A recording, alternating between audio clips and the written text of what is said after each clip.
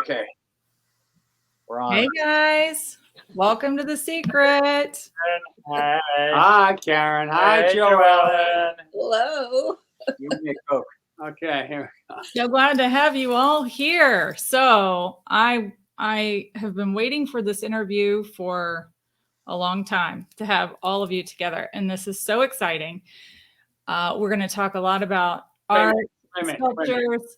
Wait a minute. You say you've been waiting a long time? Oh, yeah. Joellen and I did this book in 1981, 82, okay? Well, so did I. We've been waiting a long time. Go ahead. We haven't known we were waiting. We didn't know we were waiting. That's right. That's right. Total surprise to me. We're still not sure. That's right. And I can't wait to pick your brains and hear all about John Pierard is here with us, Ellen Trilling, Ben Asen. It just doesn't get any better than this. Happy holidays, kids. And you better hurry if you're going to pick our brains.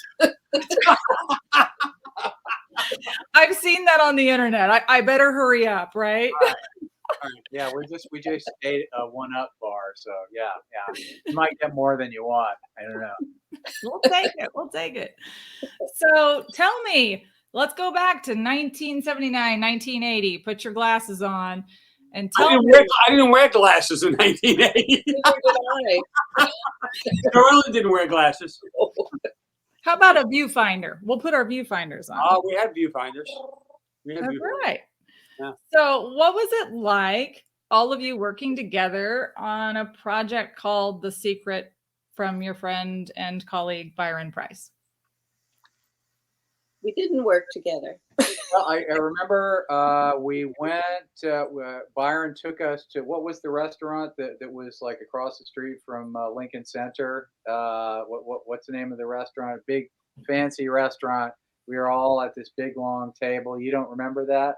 It was he had the entire cast and crew there. Joellen, were we there? Joellen's going, wait a minute, I gotta remember. Joellen was there. Across the street. Well, that restaurant's probably not even there anymore. There is a restaurant there. Oh, there's a bunch of restaurants. I don't know. It was like on. Oh, wait a minute. It's PJ Clark's now, isn't it? No. It was on the facing Lincoln Center. It was on the opposite side of the street. It was the Italian restaurant that might have been an Italian restaurant, but we just had brunch there. So really, but yeah, we were all there. He took us all out, and it was just very exciting. Yeah, I'm going to take your word for it. Yeah, I mean, So if you remember, if you're saying you went out to, was he like, hey guys, I've got this crazy idea for this fairy book that's about immigration to America? I mean, how did that conversation, if you can remember, was it kind of like that, or? I don't remember the conversation per se, except that we were all just having a good time. The food was excellent. I don't remember what we had, but I just remember being impressed with all these cool people, working on the thing, And yeah, Byron's a great guy.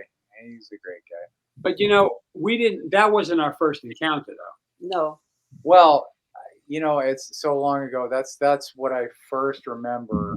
I remember going up to, I guess, the offices of National Lampoon. Oh, really? And sitting down with Sean Kelly, with Ted Mann and Sean Kelly. May he rest in peace. He only passed away about 6-7 months ago. Yeah. And he was a school teacher in Brooklyn, I believe. Mm.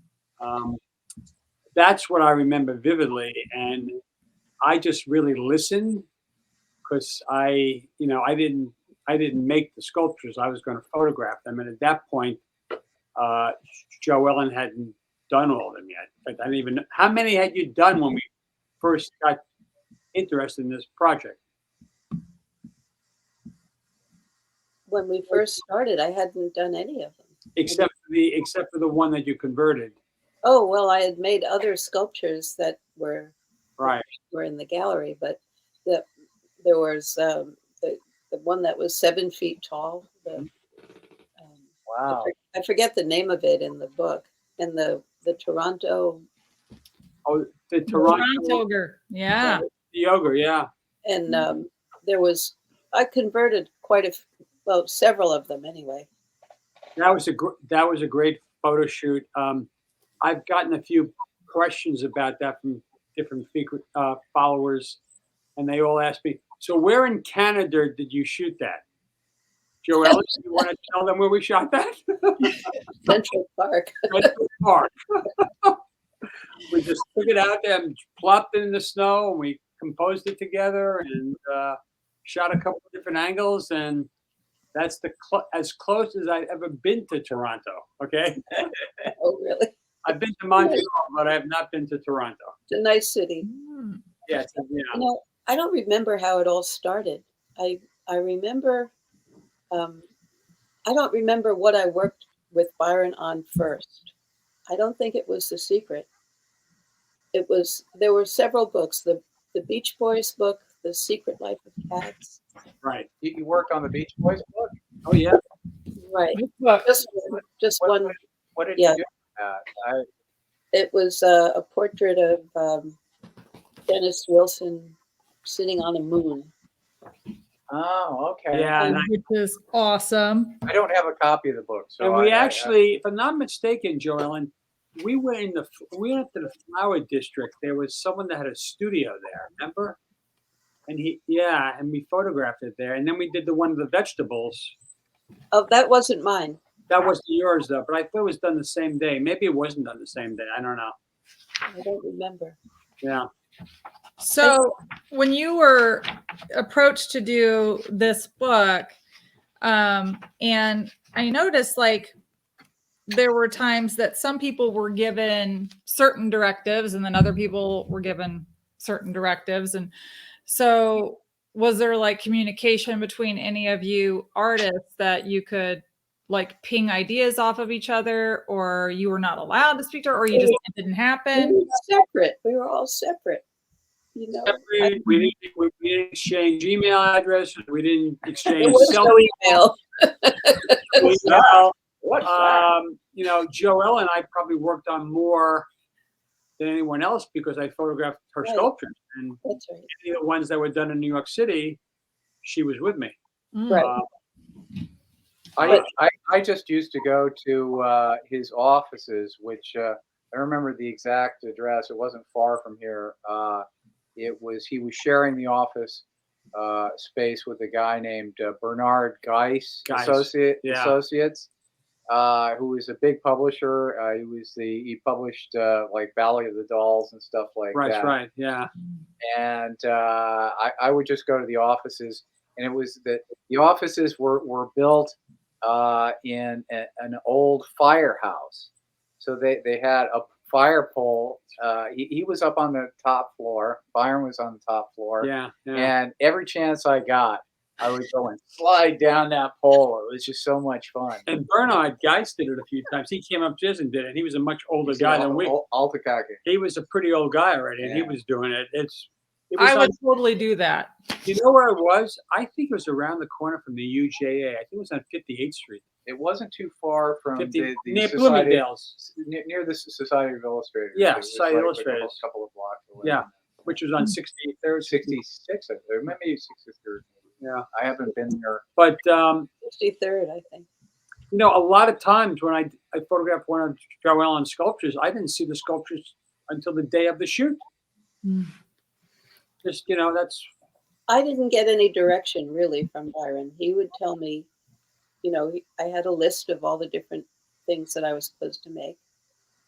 And he maybe would give me a suggestion on style. But, unfortunately, I can't remember the names of the different creatures, but there was... Oh, I have them here. There was one that he wanted. He said, you should look at like the illustrations of John Held, which were like in the 20s or the 30s, or one of the characters that had some, she was like a vampire kind of in a red. Oh, that's the one looking in. She was looking in a mirror. That's Evil Necromancer. That one. Yeah. Thank you, Karen. Yeah. John Held Jr., great illustrator, Flappers. stuff like Right. that. Yeah. Sure. Yeah.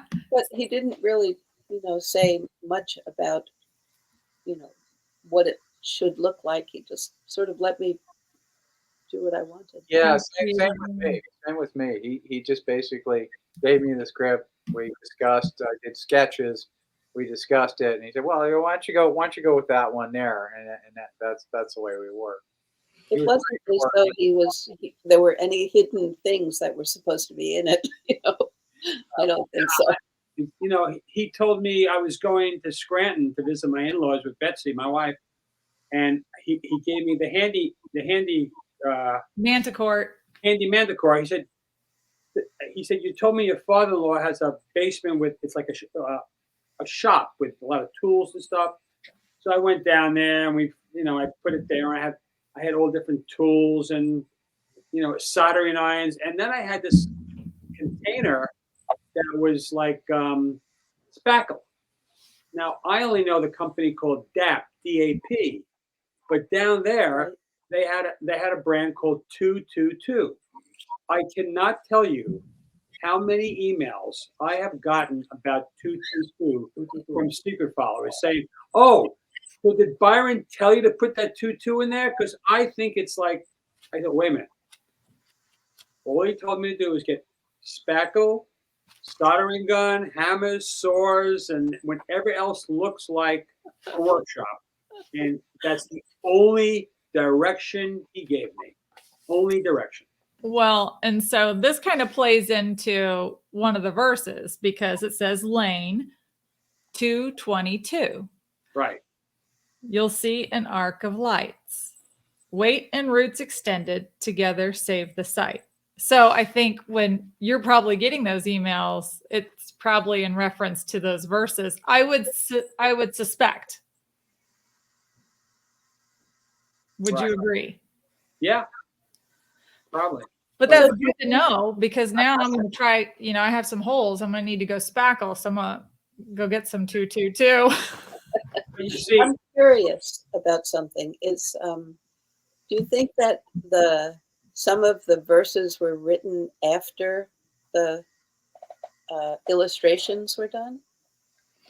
I never thought about that, but you're probably right. That they weren't done, beforehand? Right, because if I had used a container of DAP instead of 222, I wouldn't have got those. No. Yeah. Might be a whole different ball game.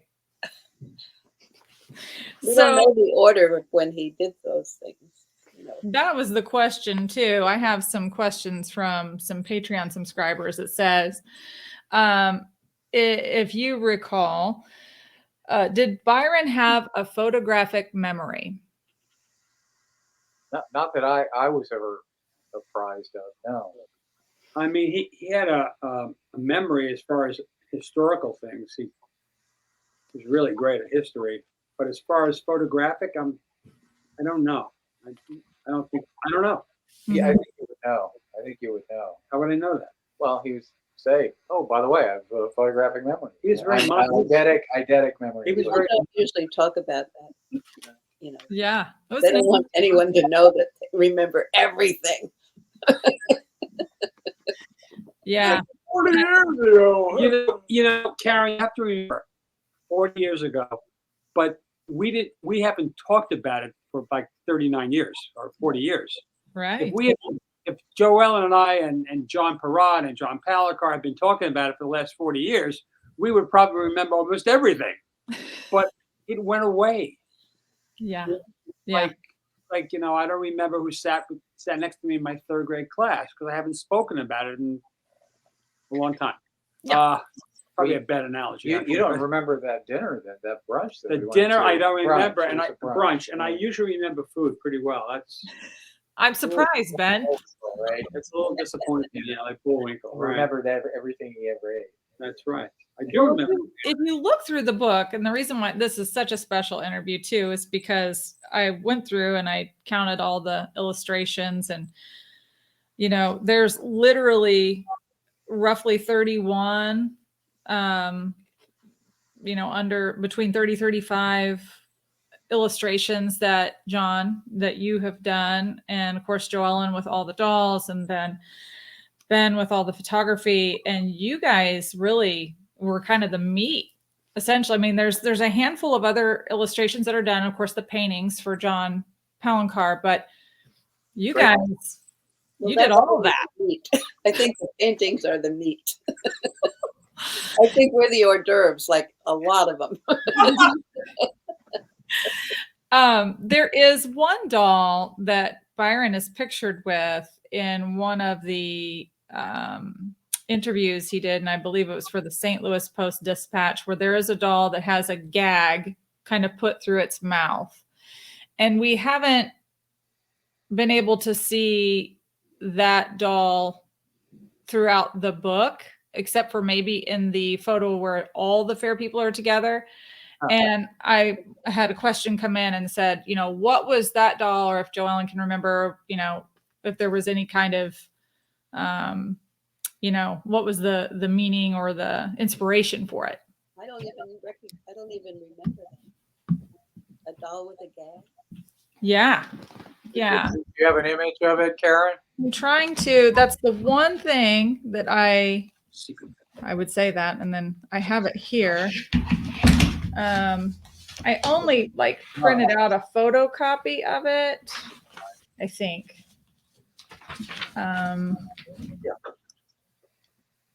But it's not.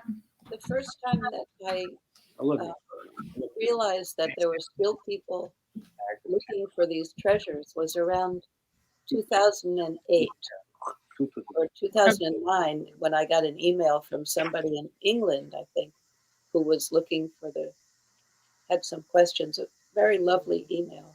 Was it a woman? No, it was somebody, the name of Lemon Tiger, I think, was the name of the person. Of the username. Of the Yeah. user. I'm let me look here and see if I might need to come back to that image. This is one of the things that I feel people really, when they're looking at these dolls and looking at these illustrations, and they're saying, you know, what does this mean? What does this image of this doll mean? Or, for instance, like with John, if you look at the passing fancies in the secret book, which, by the way, if you have it with you, you can look in and it kind of has all these different, what I feel are references to pop culture, but it's hard to kind of, you know, get in the mind of 1980 when I'm trying to understand where this picture is going, right? What is it trying to teach us? Oh, we're looking for it right now. Ben's copy of the thing. I'm looking for the fair people, the big group shot, and I don't see it. It's at the very beginning. It's on page 48. 48. Mm-hmm. So something with a gag?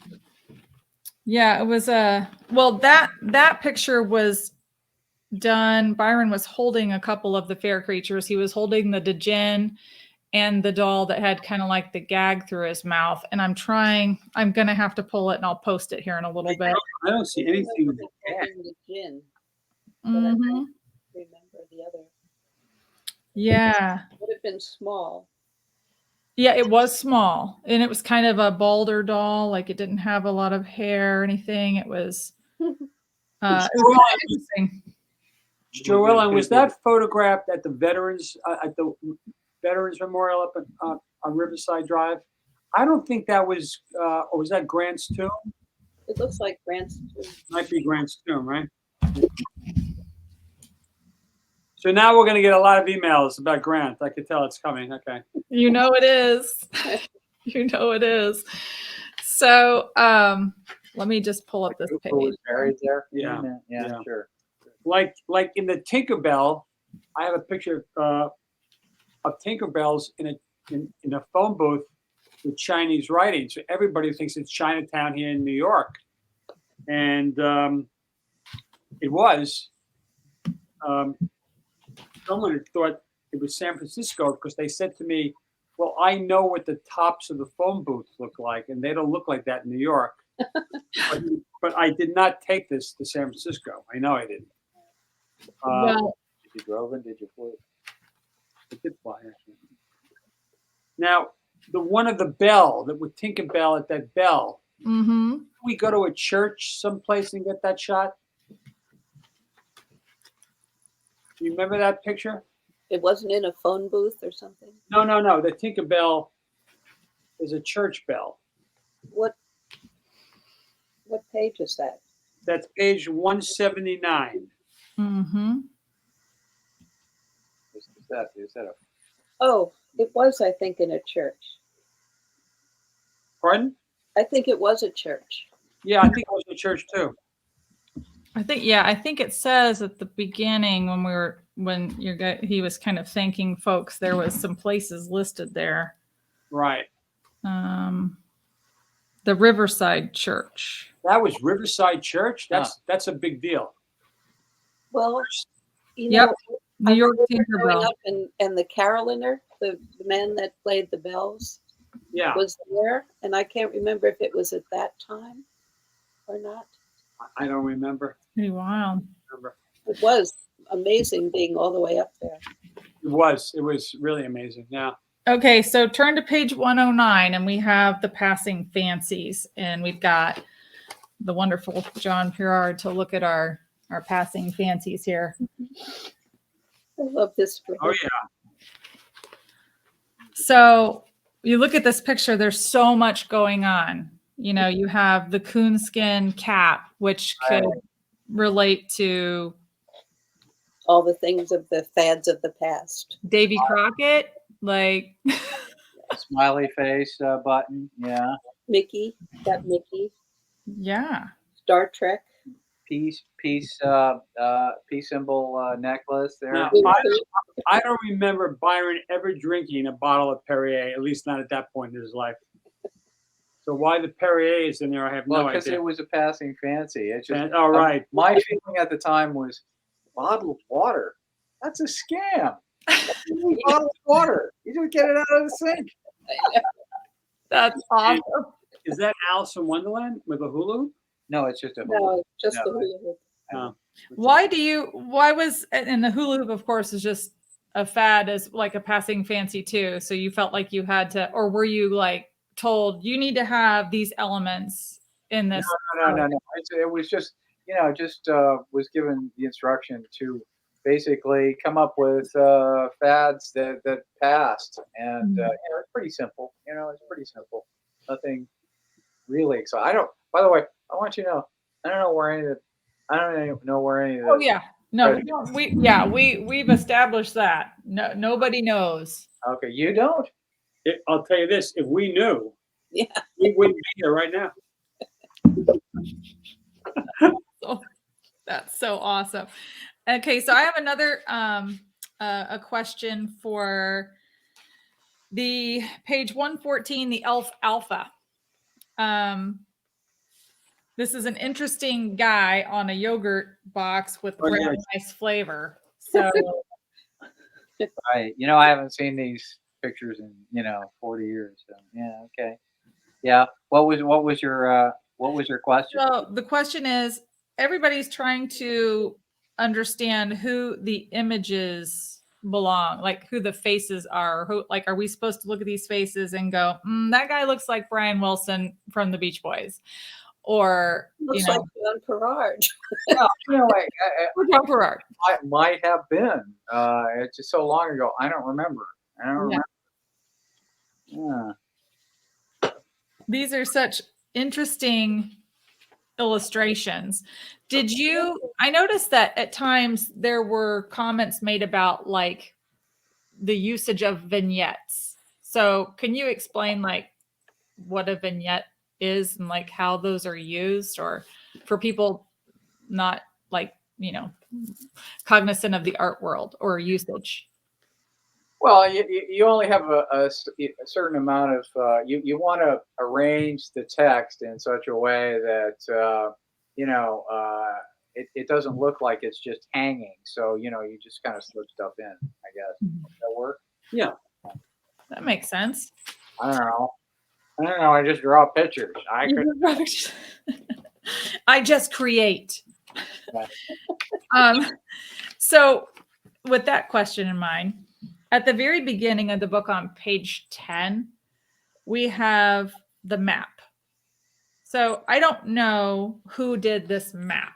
And that was one of the questions was, is this a map that's yours or that Oh, you I did that. I did that. Yeah, I do. I remember giving it that sort of aged texture by pouring coffee on it. I remember doing that.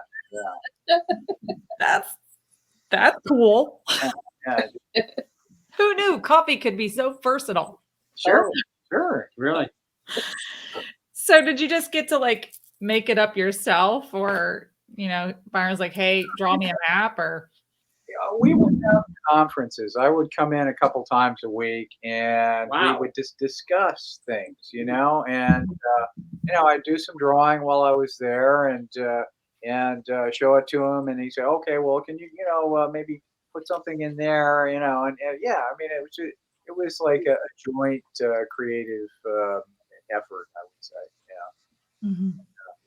So with that in mind, we have one other page we'll talk about really quick, is 175, which is Werner von Brownie. Yeah. Right. Kind of an interesting creature here.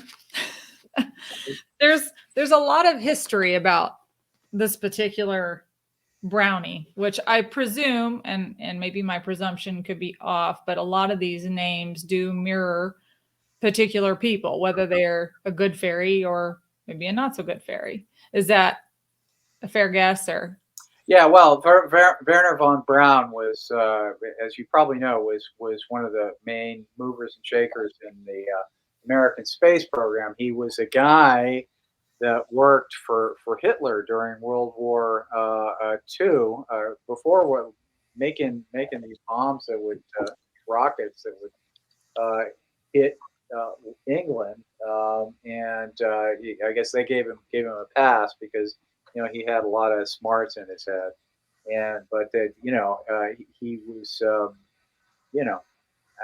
don't know. yeah, yeah. I have read into the history on him because this is what I think Byron's intention is for us to figure out some of the history, right? So that then you could maybe apply it to your verses in whatever city you presume something. Well, also back then, most people knew about this stuff. It was a reference to stuff that was pretty common knowledge, right?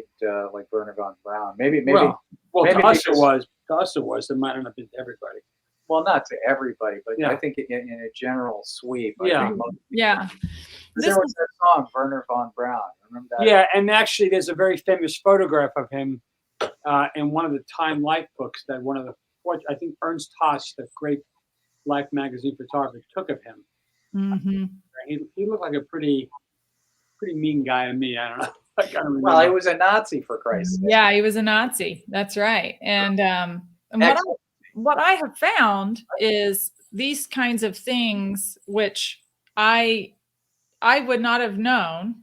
I didn't know about that until I picked up the Secret book, and I thought, well, what does that mean? Or, well, who's that person? And I need to look that up. And then the more I read, the more profound it became, because you're really starting to see the lesson and what I presume is a lesson, because I think Byron, and I did not know him and I don't claim, I'm just trying to kind of piece this together, but from observation through the book, him being a teacher, I think he was a teacher for a few years, then before he got into publishing, which is something I wanted to ask too, if you knew about that time period for him, but really making sure that people had the proper story of history and of historical figures. And it's fascinating to me. I mean, when you look at the Detroit Motor Gremlins, or the American Motor Gremlins, but he's referencing Detroit, and then we go into the Henry Ford aspect, or we look at Edison, or we look at Burroughs, we look at Firestone. We look at Alexander Graham Bell. All of these people, you know, we have kind of this interesting basic history knowledge of what they invented, but who they really were, especially I think from a Jewish perspective, which today, by the way, happy Hanukkah. And and it's important. I think I'm so grateful to be able to have started to look at these things and process this information in a way, and many other readers too, trying to just get into the mind of you creators and what you're trying to teach us through the book. I wasn't trying to teach anybody anything. I just want to do comedy, you know? I just needed to pay my rent. Right. Me too. Yeah. And maybe, yeah, like here it is, you know, Byron's like, I'm going to make this fun history hunt. I'm going to test people's knowledge, and I'm going to have all my friends make all this cool stuff, which, by the way, Joellen, you made the casks. How many casts did you make? I know there's a question out there for that. I didn't make any casts. I only made a clay prototype, which was taken to a place I think called Architectural, I don't know, Architectural something on Lafayette Street. And they made the casts and the molds, and then they cast them. Nice. So I only saw the one ever that Byron gave me.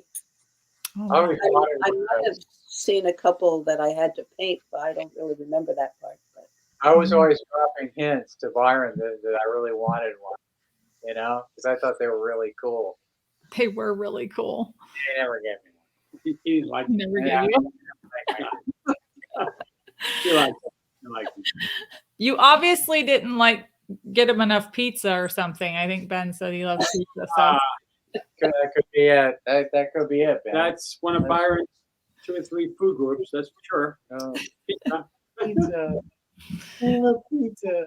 So how did you all get to meet Byron? I mean, what was the, Well, how did you, I mean, Ben from a while back, John and Joellen through work, or? I guess in order, you know, I knew Byron because my parents and his parents were friendly through one of their family members, and I went to school with that woman. Byron had a cousin, still has a cousin named Joan, who was became a pediatrician actually at Rusk Institute, and so we were friendly. And then I was about, I don't know, 6, 7 years old. Byron was probably about 3, and my brother was the same age as Byron. So they actually went, you know, to kindergarten together, 1st, 2nd, 3rd, 4th grade, 5th grade. They went to middle school together, but they were not friendly. You know, my brother was more athletic. Byron was more into, you know, books, comics, and stuff, which I think is great because he had a real passion for that stuff, and it, you know, it turned out into a business, which is kind of cool. Yeah. You know, I didn't do photography till I was in my last year of college, but he always knew what he wanted to do. So I wasn't that friendly with him. And then I moved into Manhattan around 1976 or 7. I was living on Upper West Side and West 85th Street, you know, 1-bedroom walk up. And my father called me and said, you know, I met Ed Price the other day. Ed Price was Byron's dad. He was a lawyer. Famous lawyer. A well-known lawyer. And he said, you know, you should like get together with Byron. He's starting a publishing company. Maybe you get some work there. And we did. We got together. It was great. And, you know, a couple more months passed. He had me do an author shot for somebody. Not a lot of work. But we became friendly. And we actually, when I got married, before I got married, he and his soon-to-be wife, 2 years later, Sandy, we all got friendly. And Byron had a house out in Long Island that we rented together, actually. And so we got more friendly that way. And then, you know, I got a couple of projects I want to talk to you about. And, you know, one of them was a secret and a few other things. That's awesome. The Beach Boy book, which I only did 1 or 2 things for the Beach Boys. I didn't do the whole book of the Beach Boys. So Ben, there's a question out there that when or where did Byron meet Sandy? And you have a funny story about that. I've heard a million stories, and I'm going to tell you the real story, okay? Because I happened to have dinner with her a week ago. So, and I sort of brought it up again just make sure I was saying it right. I was getting married in June of a certain year. I won't say when. And well, before Joe Ellen, I can tell you that. Anyway, so I was getting married, and I invited Byron to the wedding. He said, I can't come. So what do you mean you can't come? He said, it's the weekend of the book convention in Chicago. Oh, Chicago. Okay. And sure enough, he met her. I believe he met her. I don't know if he met her at the convention or in a restaurant bar. Now, Byron was not a drinker. Okay. Almost never.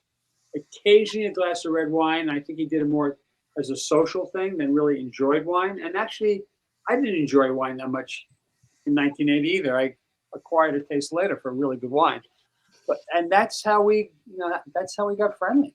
I mean, so you say, I know, so I get some questions. Some people say, oh, I bet Byron could really tie one on. I mean, what was his favorite cocktails? And I bet he liked to drink some certain kind of beer, or this or that. What? He drank beer. I think it was called Coke or Diet Coke. He didn't go around drinking beer. Okay, no, I did. He didn't. Okay, he didn't do any, recreational drugs. He was very down on that, actually. He was. I don't ever remember sitting at a bar with Byron to have a drink. Okay, he might have been in a bar with other people, but he didn't sit around and drink. That wasn't Byron. Okay. Yeah. So that's all I think he always had a project going on in his head. Always had a project. Yeah. I don't think my impression of Byron is that there was always something he was working on or working out, and the world disappeared, and he was doing what he did in his head. Yeah. That's what I think. And, to the point where sometimes he wasn't dressed completely, right? I mean, he always looked great, but the buttons would be off or something. But, I just remember that from having to go places a couple times with him for like publicity things or something. Right, but how did you meet him originally? I don't know. I think because I don't even know how I met you. Well, no, you met me through Byron, but I think. Right. But when? I think you went into the gallery, into. Maybe, but I had done some illustrations for Playboy, and I think that was before. But you did a photograph, or I asked you to do a photograph, so I must have known you. Yeah. Yeah, that is awesome. Joe Ellen, when you said you went a couple places for promotion, I recall there was a time you had shared where you had went to a toy store or something with Byron. That was just one day. I don't know if we had a meeting or something. He said, let's go to this place. I want to show you something. And so we went to a place called The Last Wound Up, because I had at that time wind up toys that I liked. I remember that story. Yeah. Right. And so we went there, and it was a store full of wind up toys. He gave me 2 of them, which was really nice. I still have them. They're wonderful. Cool. But they're very appropriate, because one was a dinosaur that you wound up, and I have them here, and it walked, just a dinosaur skeleton. And the other one was a private eye, and it was just a guy in a suit with just an eyeball for a head. And as it walked, the eyeball turned around. Oh, wow. It's great. It's like those are my treasures. They're really wonderful. Absolutely. But we didn't know each other very well, and he was just being very, very nice. So, John, how did you meet Byron? It's a pretty simple story. When I was still at Syracuse University, I bought lots of stuff back then, lots of books and stuff, and I was attracted to this series of pulp short stories called The Weird Heroes. there's a series of these weird heroes. It was like a magazine, but in paperback form. Like that. Yeah, like exactly. You got it. But lots of very famous authors and stuff like that. And I just thought it was so cool. When I moved to New York City, I saw that I was always dragging my portfolio around trying to get work. I went to it was, I think it was at Union Square, Barnes and Noble. Byron was doing a chat about something. I don't remember what it was. And when it was over, I said I had some work with me, and I said, "Hey, I really appreciate a lot of the stuff that you've done, especially those Weird Heroes books." And he said, "Oh, well, that's great, thank you. Why don't you come over to my apartment like on Tuesday, and we can talk and see if we can get something for you." And we went to his apartment. What street was that on? It was East 63rd Street between 2nd and 3rd. I think at one time that building, before it became apartments, might have been a seminary. Oh, really? And they converted to condos and apartment rentals. And Byron was in there. It's a beautiful apartment. It was like 2 levels. Yeah, who lived at the time, and they got friendly with it was Peter Melman, was one of the guys that developed Seinfeld. Oh yeah, Seinfeld. Right. Also, the guy who did the comic strip Doonesbury. Are you familiar with that? Gary Trudeau. Gary Trudeau, and his wife was Jane Pauley. Jane Pauley, who's they lived there for a short time. Yeah. Yeah, and I thought that was really amazing. Yeah. Jane Pauley's from Indiana. That's right. She's a beautiful woman. Hoosier. Take care. Right. Yeah. Indiana, Gary. It's just a little place with a big racetrack. That's about it. Yeah. Cool. So these meetings with Byron, and then I want to talk a little bit more about your art.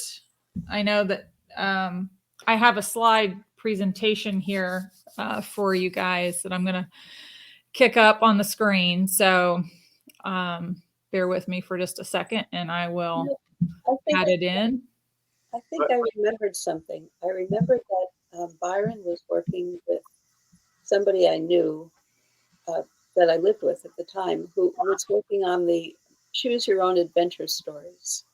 And I think that might be how I met Byron. What was the name? What stories? Choose Your Own Adventure. Oh, the Choose. Oh, right. Yeah. I think those were before The Secret. Yeah. I worked on some of the Choose Your Own Adventures, but they were after the Secret. Oh, they were after. So, but I mean, maybe he was doing them before that as well. Maybe there was a lot of them. Yeah. Never mind. Sorry. No, I think that's great because I know there are some collectors of that Choose Your Own Adventure. Big deal. Yeah, one of my page mods, Michael, he's been trying to put his hands on those, and it's really fascinating. I mean, just like to see all of your works and in these different projects, obviously with The Secret, but outside of The Secret, and kind of following it along has been an interesting travel through artistic history, especially with iconic folks as yourselves, which we are so grateful to talk to and get to share with. So I wanted to put this up. I'm going to try to bump us over here a little bit. There we go. This is I have compiled some things from John and from Ben and Joellen here, and I am excited about some of these things. So John, tell me what these are. Well, I got a day job. I work at film at Lincoln Center, and I just wanted to sort of express my feelings about the place. This is the one that you have up here is the entrance to the Eleanor Bunin Monroe Film Center. Awesome. And the figure is like a typical customer at the theater. you see he's got like knives and stuff in him. You know, this is from an African exhibit at the at Museum of Modern Art. Oh. I think. Yeah. Awesome. This is like a lot of characters who come to the theater. You know. Yeah. You know, and this is one of them. I love it. I love it. What is this one? This is a project that I've been working on for years. It's Sam Bonnard's Amazing Lunar Adventure. Sam Bonnard was a cowboy, and he was also a hero of many dime novels, and he also became a senator for a while, and he lived to be in his 120 something years old. But What? this was he and his partner Wild Bill went to the moon on this spacecraft that was built for them by a crazy scientist, Dr. Dibbles. And yeah, this is just a scene from that story. And so I have to point out that it almost looks a little bit like some kind of Spanish galleon. Yeah. Ship here, which we know there's some Spanish references and some Columbus references in the Secret Book too. So I thought, oh wow, this just kind of feels like it ties together a little in some ways. Kind of interesting. I'll bet. There could be a connection there. A little bit. Figure it out. What about this one? This seems very romantic to me. It's I took it from a still from a silent film. I don't know what I like girls, you know. Hey, well, there's nothing wrong with that. There's nothing wrong with that. Yeah. This guy I love. Thank you. Chicken Hamlet. Oh, For Yorick, your life is no yoke. Yeah. So good. It's so good. We know that, it's funny too, because even in the Secret Book, and I always joke with Ben, and when I visited with Joellen, that the ties to Byron in some ways is like the 7 degrees of Byron Price. Like you hear the 7 degrees of Kevin Bacon, whom I also love. But it all is so interesting how you can talk about Shakespeare, and then in the Secret Book there's mentions of the Fairy Queen, which if you go back in history, and we know what really kind of brought histories about in England was Queen Victoria. She was technically the Fairy Queen. And then you have the Shakespeare element of Puck and Robin Goodfellow and all of that. So when I saw this, I thought, oh man, I hope that would be really awesome to be able to get a copy of that. That's cool. I'm doing Prince. People have been urging me to do Prince. Do Prince. Okay. We're gonna make sure we can get that going, because this is just amazing. Okay. Yeah. I love it. Yeah. And I love this. Speaking of dinosaurs, Joellen. oh yeah. Again, this is the entrance to the Eleanor Bunin Monroe Film Center. And another couple of customers. And if you look in the background, way in the background, that's Raquel Welch from 1 million years BC. Do you see that? That's right there? Yeah. Who I got to meet. I got to meet at Film at Lincoln Center.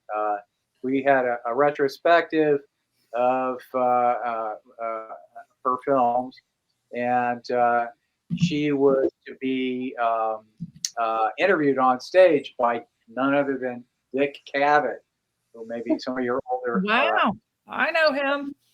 And I wanted to get her autograph. I had got to meet Ray Harryhausen, who was a famous lucky you. guy, and I had a book, and he signed that for me at the Walter Reed over there. And then a few years later, Raquel Welch was there, and she was in one of his movies, 1 Million Years BC, and I wanted to get her autograph on that page, the page that had the poster. So I went backstage just before the interview, and Dick Cavett was sitting there. Oh, Dick Cavett, wow. Oh, Mr. Cavett, I was just wondering if you could get Ms. Welch to autograph my book for me. And he said, yeah, well, I think I can do that. And he said, oh, by the way, sir, I'm a huge fan of yours as well. I used to watch you every night on your show. I'm a huge fan. And he said, oh, so you're the one. And I said, I would have brought a DVD collection that I have of you interviewing the great TV comics of the age, but I didn't know you were going to be here.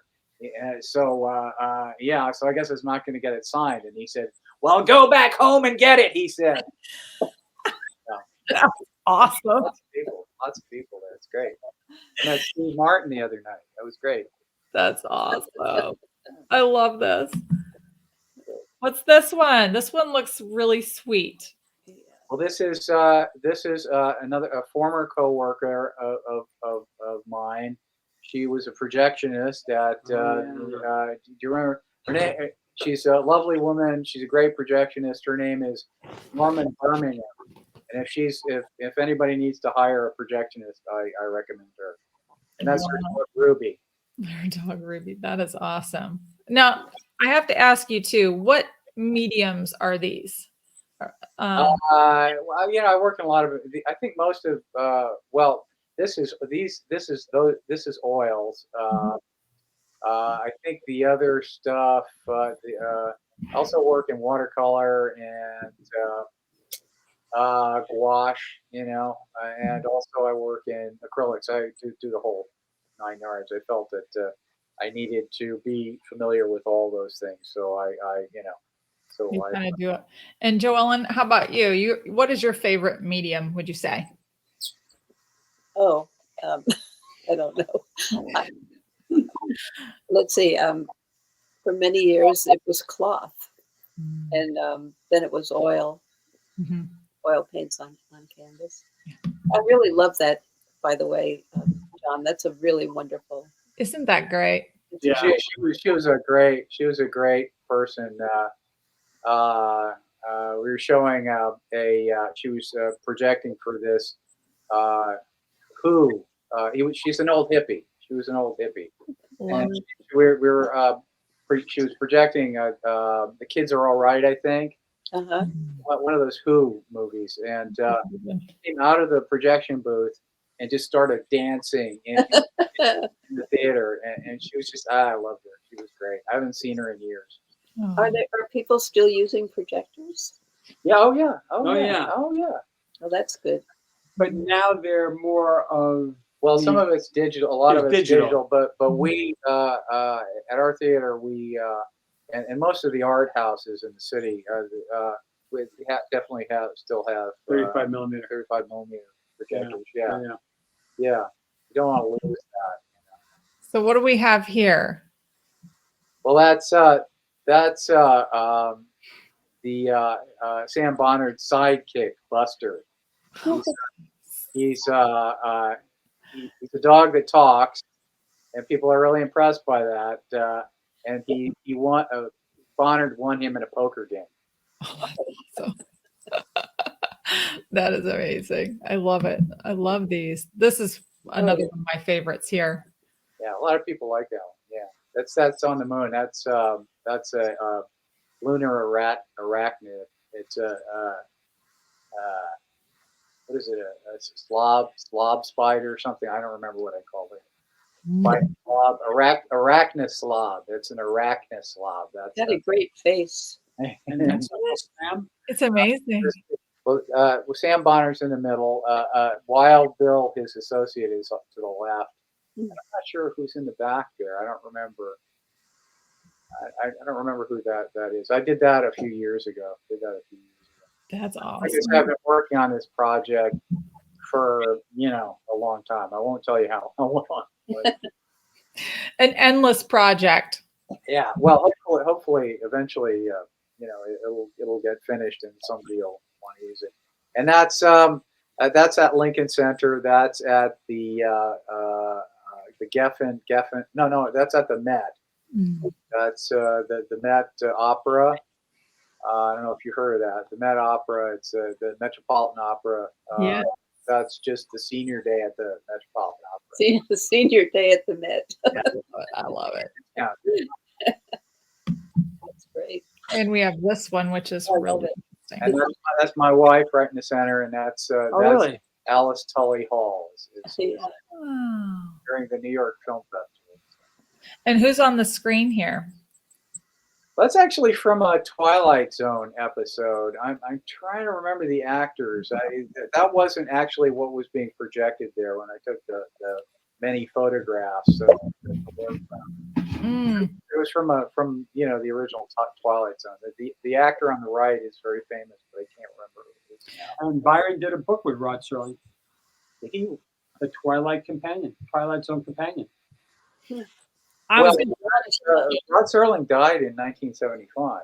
Yeah, but Byron did it with his wife. With his wife. Oh, really?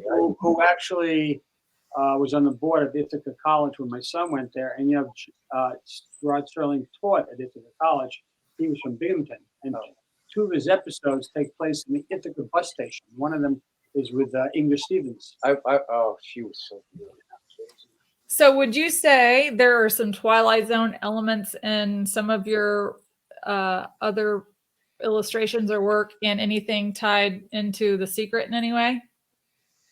Probably. Inspiration? Yeah, I can't give you any specifics, but undoubtedly, I mean, Serling and the Twilight Zone were such a huge influence on me and friends. I'm a big SF fan, big science fiction fan, not sci-fi. Don't say sci-fi. Sci-fi is a rude word.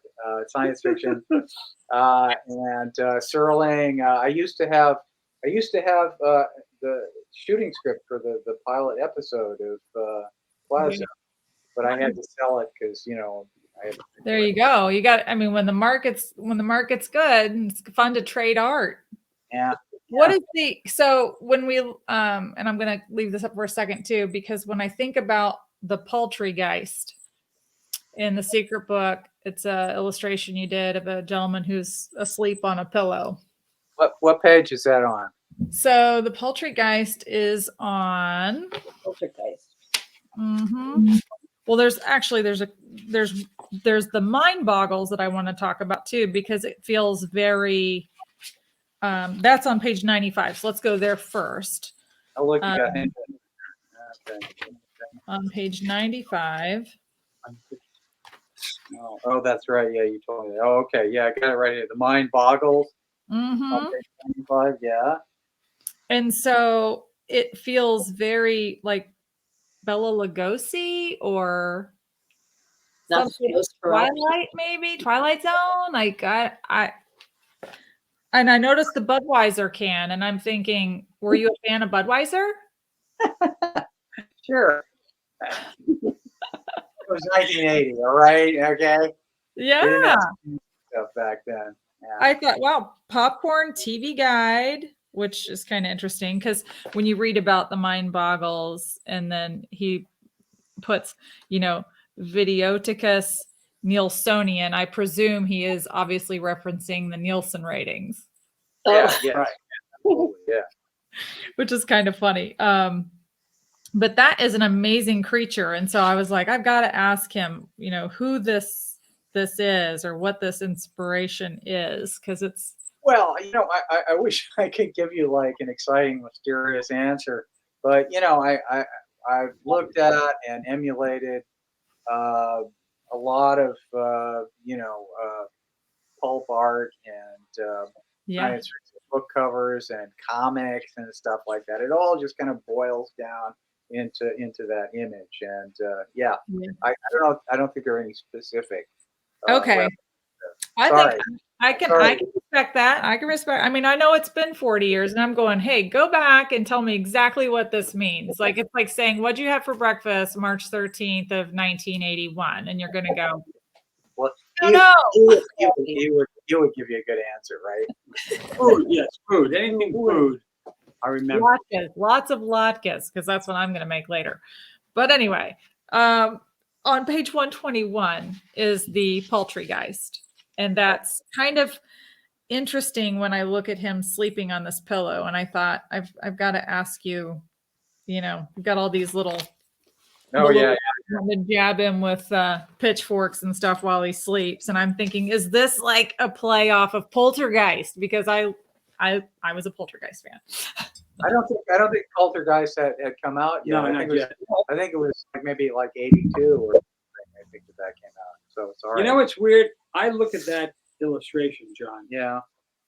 You know what it looks like to me, and I know it's not. It looks like a young Hal Holbrook, the actor. He's always been. He was always old. He wasn't always old. Oh, okay. And he was on a his hair. He was always old. Yeah. Oh, I love it.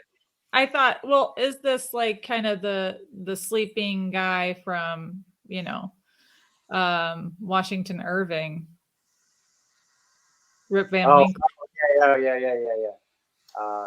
Sure. Yeah, we'll go with that. Sleepy Hollow and all that, right? Yeah. That's right. Your memory is as bad as mine. That's right. That's right. That This is- one, we've got another one coming up. So look at this guy. Tell me who this is. This is awesome. Yeah, thank you. Unbelievable. That's that's a comedian getting back at a heckler, basically. Yeah. Right. And the drummer is, who's that Jewish comedian from like the early 60s? Gee, a Jewish comedian from the early 60s. I don't think there were any, really. No, but I Yes, mean, there was Myron Cohen. Myron Remember him? Cohen, that's right. Myron oh, yeah, because of the bow tie. Yeah. Well, I mean, it's not supposed to be him, but I I just use him as understand. reference. It's Like, a young Myron Cohen. Myron Cohen. Yeah. Yeah. That's He awesome. was never young. Myron never young. Yeah. Right. And they were all And you see, I don't know if you can see, there's a tomato flying. Yeah, the tomato. oh yeah, right here. That is so awesome.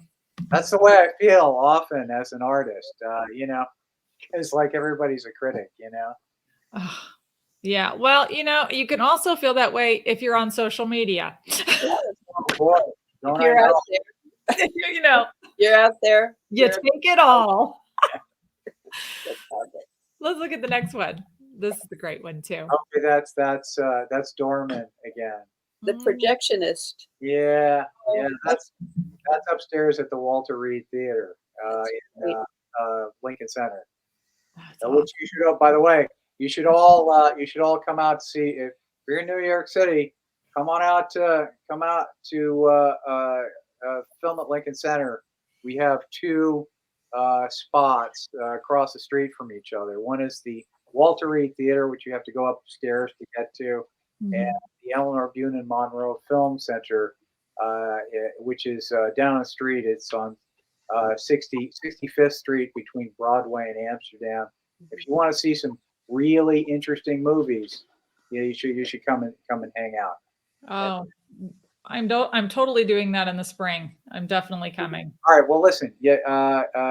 If there's something you want to see, just let me know. Or slip in. let somebody else know. Oh yeah. Well, Ben's son is.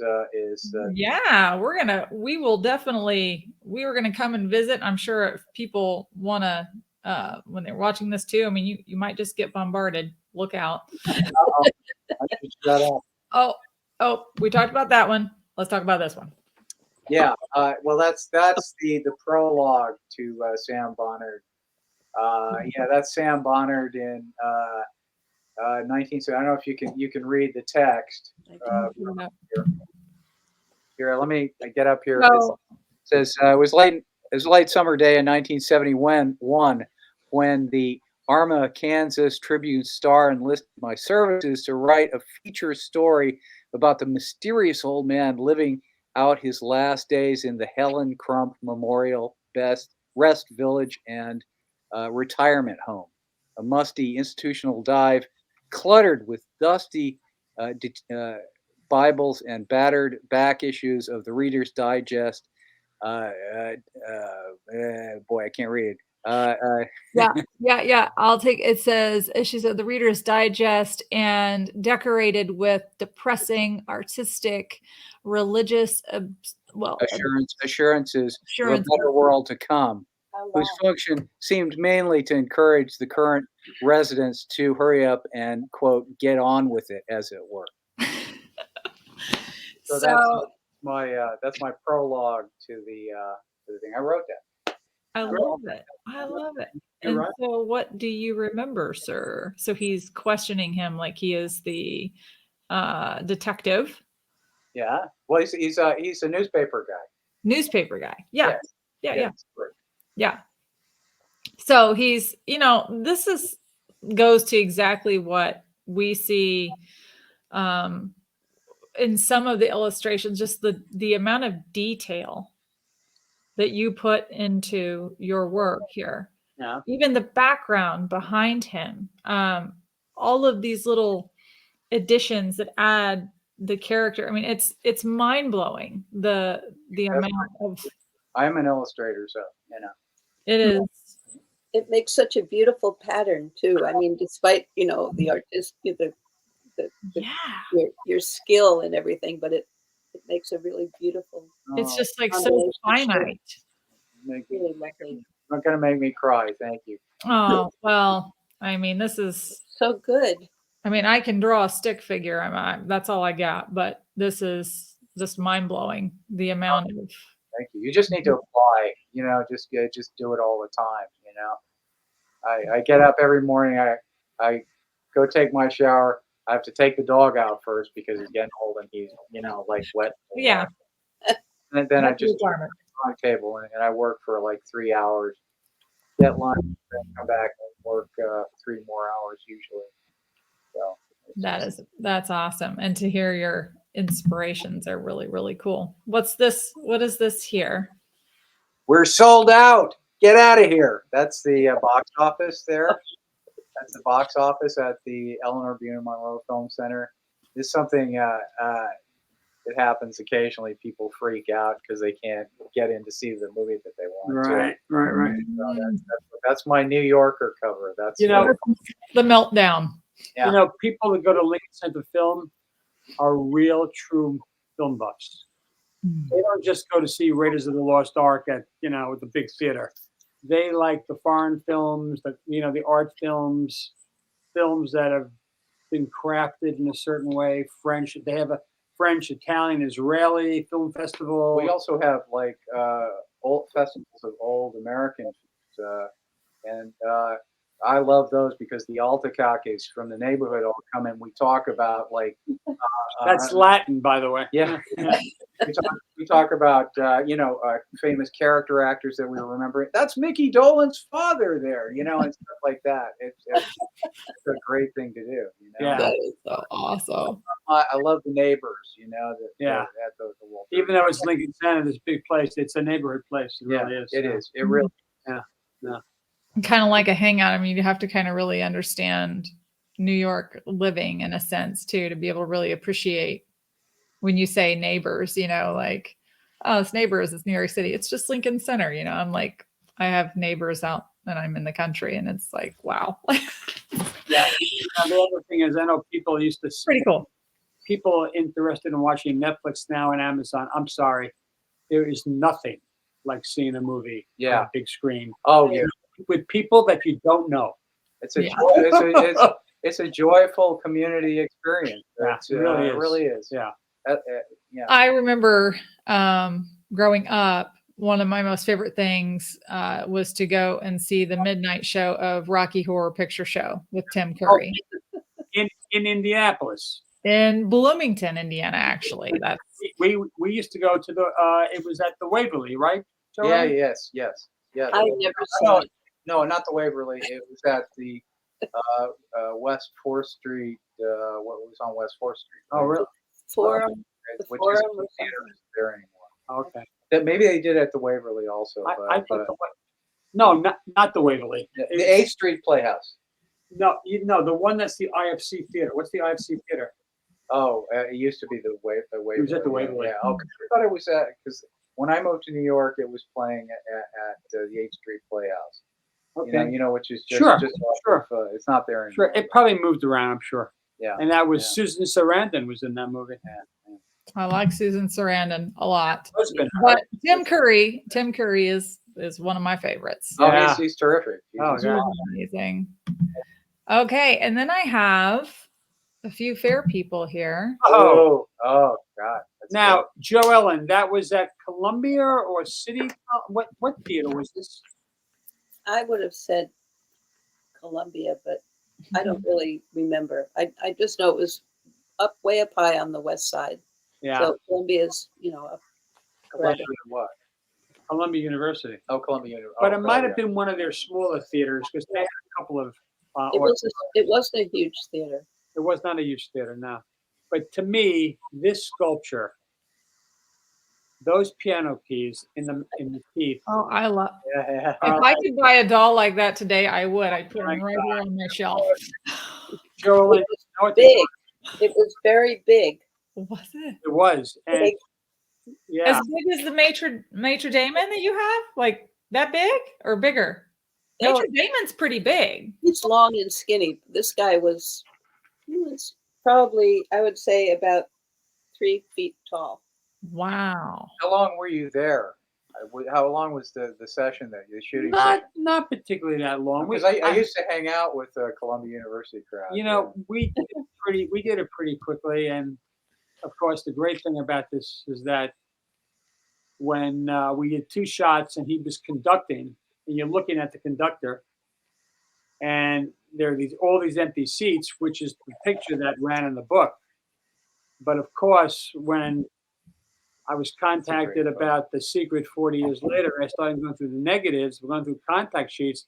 I'm looking at the negatives with a little magnifying light. I go, who is that woman and sitting in the seat there? I'm going, it's Joe Ellen. This is like Alfred Hitchcock being in Wait for it. movie, and Joe Ellen appears in a couple of pictures in the book. She does, and I was trying to get and I'm going to put that one up too, because hopefully we can have another little memory session in chat, and I'm going to put some of those up too, because that was amazing to see you put her and her sitting in the background looking kind of forlorn. And it's not in my slide. I actually think what happened, I think I asked Joe Ellen to sit there to I wanted to get like a scale thing going. But then she left the picture because, she wasn't really supposed to be in the picture. Well, you told me to move, I think. I said, yeah, move. Get out of the way. You're always in my photographs. But tell me about this one, because this one is like really iconic and amazing. Well, Jill and I had a date. We went out on the Staten Island Ferry. Staten Island Ferry, duct tape. Duct tape, a lot of duct tape. And let me tell you something. I kept thinking, oh, please, we got to shoot this fast because I don't want that ferry to move in, fall into the water. It's a great, I love this sculpture. It's just one. And, having the World Trade Center there is, the World Trade Center was only, I believe it was less than 10 years old at that point. Oh yeah, for sure. Because I think I bought that New York book that said its final completion wasn't like it was still having pieces done. Yeah. It's really an iconic picture. And so it really is. Did Byron say the spirit has to be female and why? Whatever, was this just kind of your own creative process, Joe Ellen? No, he didn't give me any direction. He just said, I don't know what he said. He just gave me a list of things to do, and I You're like, okay. Well, that was the thing about Byron was so great was he basically did let you do what you wanted. I think he saw talent.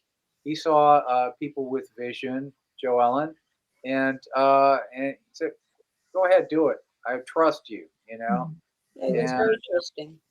And he didn't criticize that much. I don't know, Was he a really was he a fun boss, like a fun person to work for?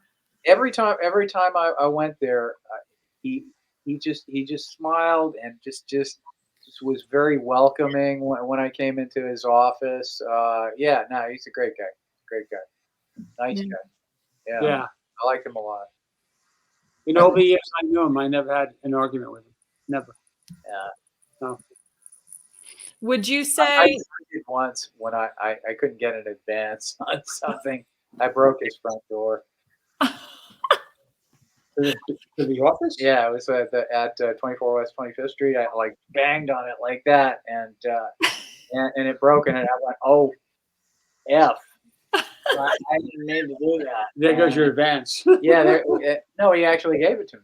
Did he really? He actually gave it to me, and he gave me more work and stuff, and I felt like a jerk. But No, but, no. The thing about getting paid, you know, you knew you were going to get paid. You didn't always get paid exactly when you expected to get paid. Sure. Well, and of course, you're all like, this is what, out of college, and you're like, even you kind of don't even really know what you should expect, or it's like a foreign new world, right? As you're embarking on your careers. No, let's see. I was Not just really. I was probably, well, I was in my mid-30s, so So you'd I kind was of been in there a little in the groove. no, I was already, doing Yeah. what I did in my life. So, Yeah. but he was trying to make ends meet. He had a budget. Oh, sure. yeah, Sure. He did a lot. Very, He did a lot of very stuff. ambitious as well. He was super ambitious, We did a little Byron bashing, maybe, but not much. Because he was so sweet. He was the nicest man. I mean, he was charming. He was absolutely charming guy. Yeah. Would you say that you feel his, his like being in the creative process and him as a person, when you say, he's kind and he's sweet and all these things, you feel like maybe his Judaism really kind of rooted him in his ethics and morals? What do you think? I don't know. He wasn't, listen, he went to services occasionally. He didn't go every week. Or I just mean kind of like ethically, when we're, when he's like, I say that because the Secret Book seems just to really kind of facilitate people understanding history of indigenous tribes, of slavery, of all these things. And so, part of that is from kind of your own, right, upbringing, also some of it from what you have absorbed from, reading research material yourselves, but also how he kind of viewed the world. And he wanted, from when you look at the Secret Book, it seems to be cognizant of kindness, of understanding people's cultures. And so that's why I guess I should reframe the question in the way that cultures are important to him, regardless of what his may be, but other people too. I think he was just a decent guy. I think That's what I was going to say. probably the way he was raised. I don't think it had anything to do with religion. Mm-hmm. Very decent. Religion, Yeah. Well, I don't think just because you're religious, you're a nice person. No. If Well, you don't believe what I believe, then I'm going to kill you. Right. That's right. Or even going back to the 80s, I can think of seeing like Jim and Tammy Faye Baker. I think there's a Netflix show out about them right now. It's a little, they're the 80s. That was a lot of mascara. Moving on. Yeah. The guy that brought us all together, I have to give thanks to Josh Gates, because without, watching his Discovery Channel show of the Expedition Unknown, that opened doors to me for The Secret 4 or 5 years ago, I wouldn't get to be sitting here and chatting with you guys. And so I am grateful and I'm thankful for. All right.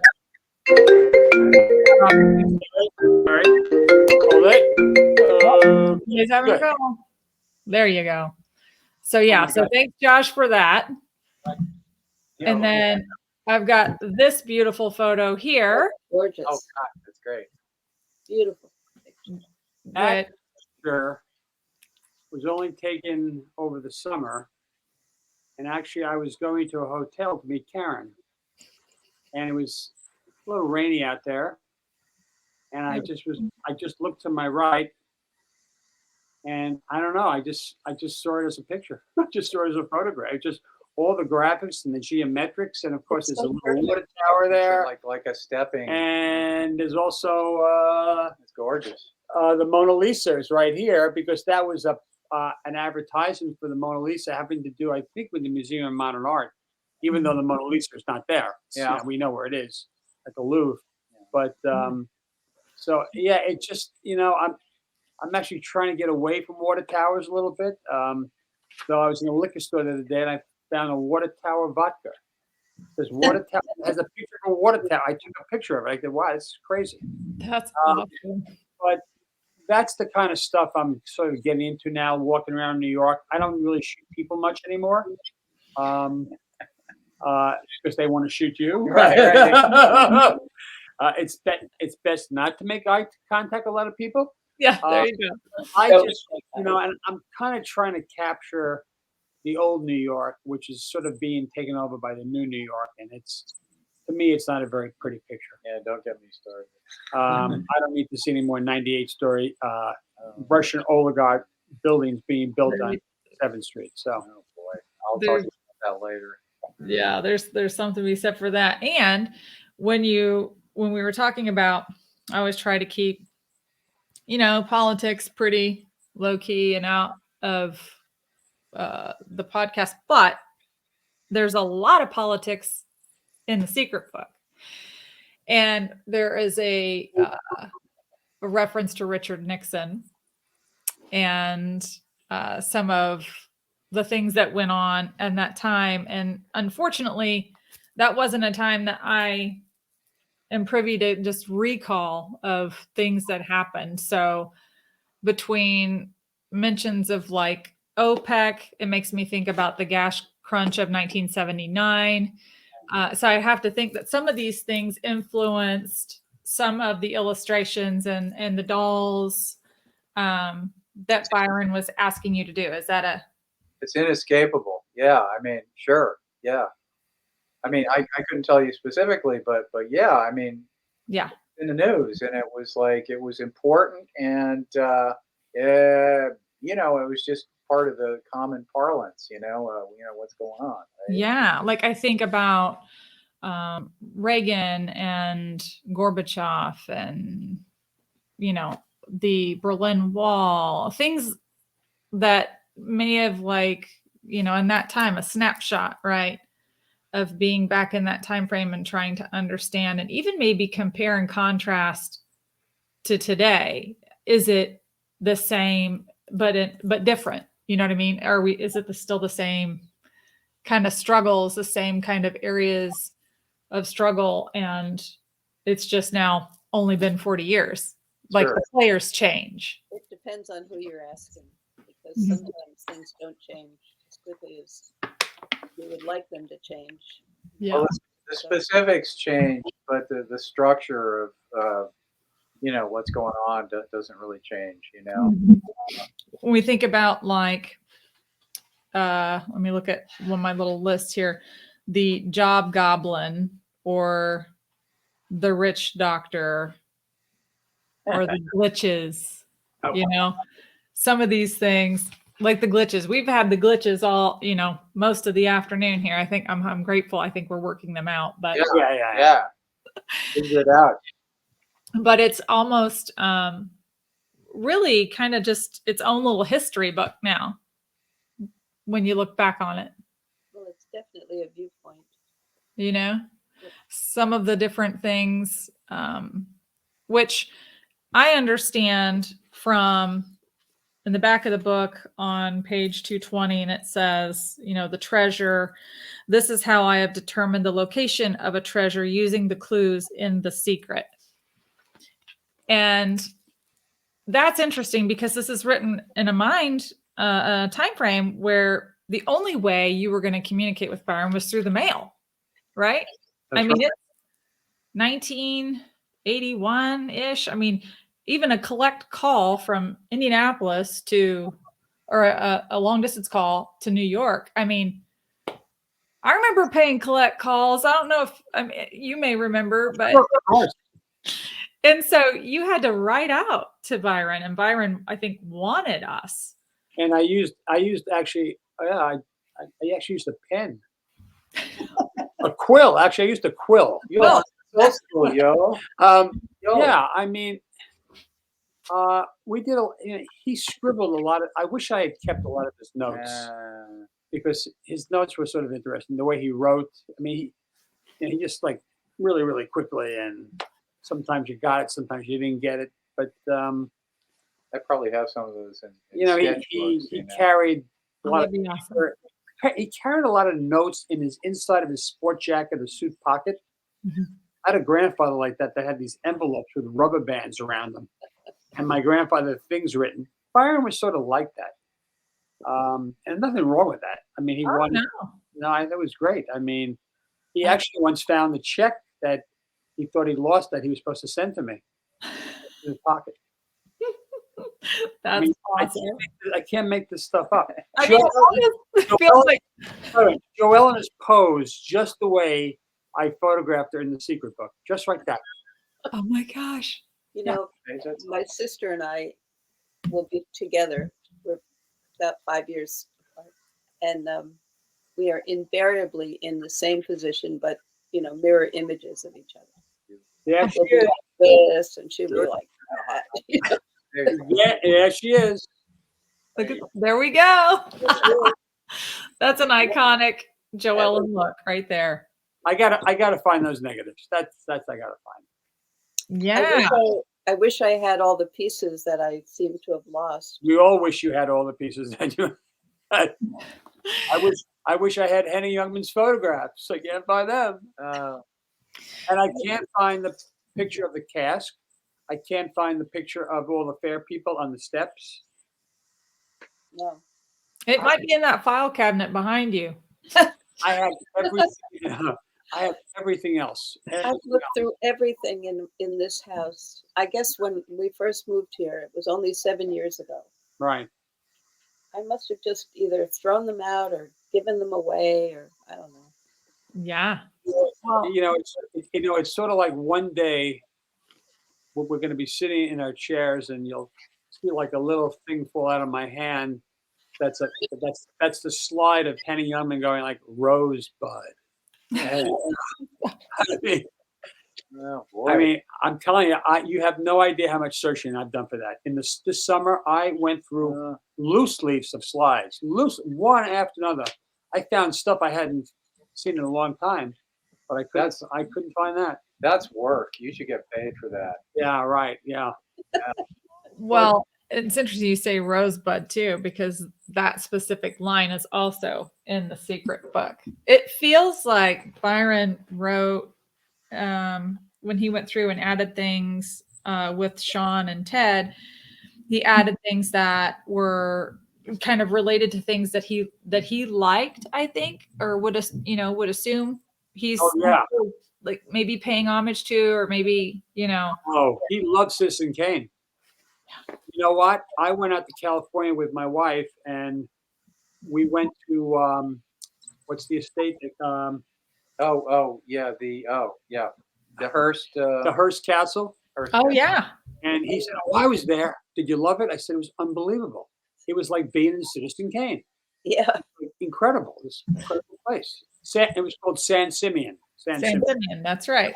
That's right. He had been there a couple of times. You know, he went to school out there for a while, and he worked out there for a while.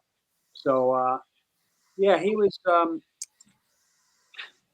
He had so many things going on in his brain at one time. It's just unbelievable. He could go from one subject to another in like a second, and then almost forget what he had just spoken about.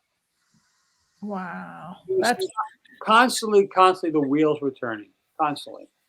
And that was Byron. So he was. So would you say he loved the Philharmonic? He loved theater and like theater. Broadway. He loved. We know that I think one of his favorite composers in the world was George Gershwin. He loved George Gershwin. Well, and that's probably, he's mentioned in the secret book also. No, he is. I know. Yeah. Yeah. Yeah. I And mean, so I have to sit and think like, wow, I didn't really recognize Rhapsody in Blue. That was Gershwin. That's, and it's in the book. And now I need to go play it because I didn't grow up in the era or close, but I wanted to understand its meaning. It just made for a very fun learning experience too, which I think is unfortunate that the book didn't do as well, I think, as he had anticipated, because it takes a lot of research. It takes a lot of thought to kind of get into the mind of Byron to understand why he wrote about the coming of the fairies and Colon Savinelli, and we're talking about Christopher Columbus. And then, you got to figure out, well, who was the real first person that came to North America? Because he mentions him in the book, but doesn't mention him specifically. So you have to kind of figure that out. It feels like a history hunt. mm-hmm. Well, it is. And then you throw in all of the dolls and the illustrations, which are super cool. And I have to think, wow, like this book just did not get enough. It just didn't get enough like attention and respect, I think. And so because of this book, this is why I have started my own library of things that, some I've obviously had, but I purchased the Asimov's Chronology of the World, Thrust and Counter Thrust. We know who did that, right? Tony Hendra from National Lampoons. Then Joellen posted this picture, which I absolutely love. Oh, that was my wedding. Wait. It's a little hard to see. Can you? Yeah, Karen, you got to angle it. Angle. How's that? No, angle it like a 45 degree. So there's no reflection. You can see it. Oh wait, is that? I just posted that on Facebook today because that was our wedding announcement. Oh. Oh, yeah. That's brilliant! Wow. I'd like to see it. It's okay. We'll look at it.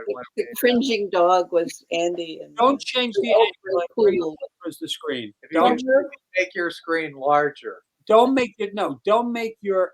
Bring the picture forward, but don't angle. Wait, I got to take this one out. Okay. Now just bring it closer at the same angle. Bring it as close as you can. Keep going. Oh God! Now we're getting that reflection. Yeah, we're getting a reflection. Yeah. It's my lights. Yeah. Alexa, turn off camera lights. Alexa. Now you got a reflection. There you go. It's now. Oh, there it is. Well, yeah. Oh, that was a painting of it. That wasn't the actual announcement.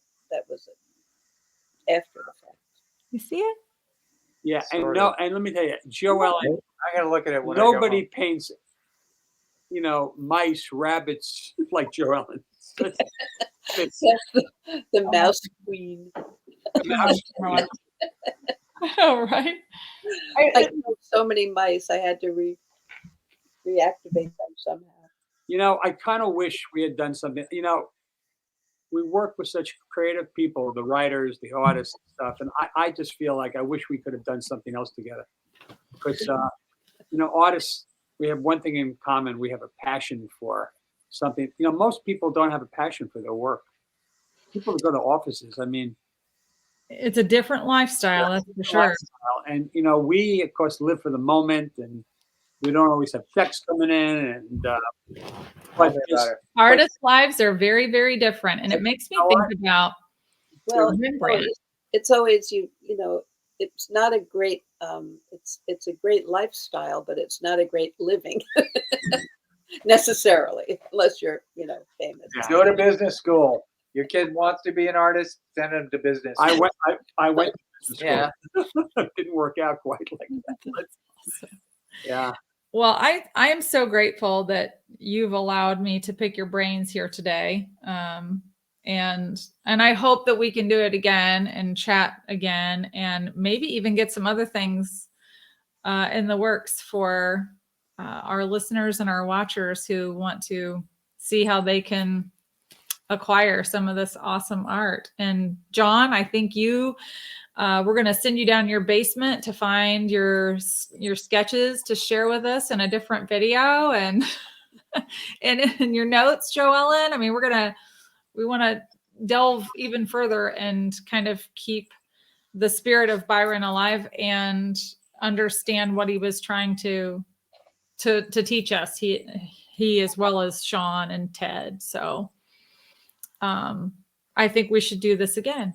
I think we should all be together in Joellen's studio. You have to see her studio. I would love to see that. It is absolutely wild.